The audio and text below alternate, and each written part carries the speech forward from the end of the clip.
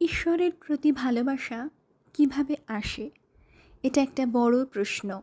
উত্তরটা একই সঙ্গে খুব সোজাও বলা চলে, আবার কঠিনও। সোজা বলছি এই জন্য যে আমরা প্রায়ই শুনে থাকি যে যদি আমরা তার আরাধনা করি, তার কাছে প্রার্থনা করি, সৎ ও পবিত্র জীবনযাপন করি, তবে তার প্রতি আমাদের ভালোবাসা আসবে। কথাটা শুনতে যদিও সোজা, কিন্তু পালন করা কঠিন। যখনই আমরা এগুলি অভ্যাস করতে চেষ্টা করি, বুঝতে পারি এ কাজ কত কঠিন। কাকে বলে ঈশ্বর প্রেম? প্রথমত, ঈশ্বর প্রেম কথাটির অর্থই আমাদের পক্ষে বোঝা শক্ত। পার্থিব বস্তু বা ব্যক্তি সম্বন্ধে ভালোবাসার একটা ধারণা আমাদের আছে।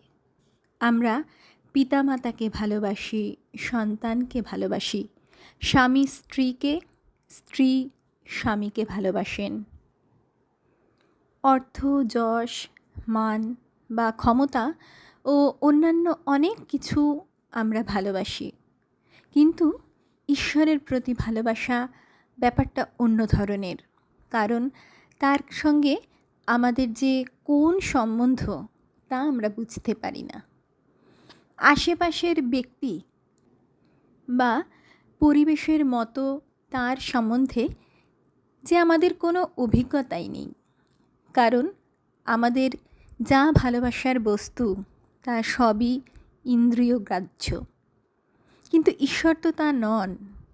তাছাড়া ঈশ্বর সম্বন্ধে তো আমাদের কোনো উপলব্ধিই নেই। ঈশ্বর প্রেম সম্বন্ধে আমাদের সব ধ্যান ধারণাই কাল্পনিক মাত্র।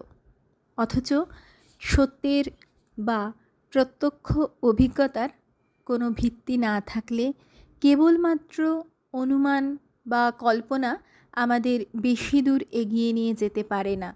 সেই জন্যই ঈশ্বর প্রেম সম্বন্ধে কোনো ধারণা করা আমাদের পক্ষে দুরূহ। কিন্তু দুরূহ হলেও যাদের এই বিষয়ে অভিজ্ঞতা আছে, তারাই আমাদের পথ নির্দেশ করতে পারেন কিভাবে তাকে আমরা ভালোবাসতে পারি।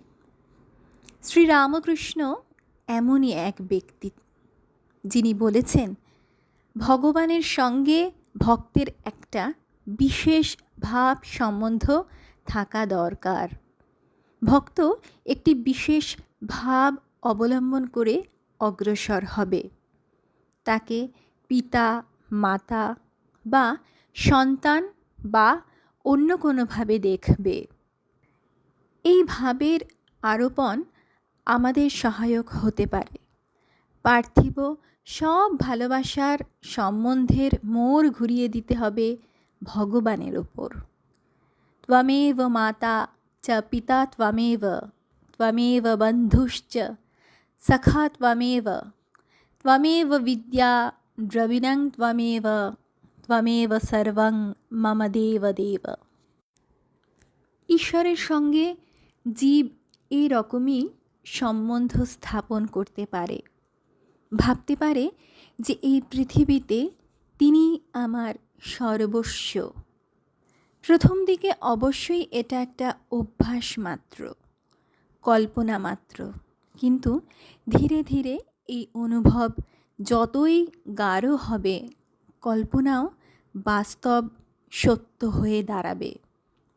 এভাবেই ঈশ্বর প্রেমের ক্ষেত্র প্রস্তুত হয়। এই ঈশ্বর প্রেমের নামই ভক্তি। আর এই ভক্তির সাহায্যে ঈশ্বর উপলব্ধির ক্ষেত্রকেই বলা হয় ভক্তিযোগ। নারদীয় ভক্তিসূত্রে ঈশ্বরের নাম উল্লেখ না করে শুধু বলা হয়েছে সা ত্বস্মিন পরম প্রেম রূপা।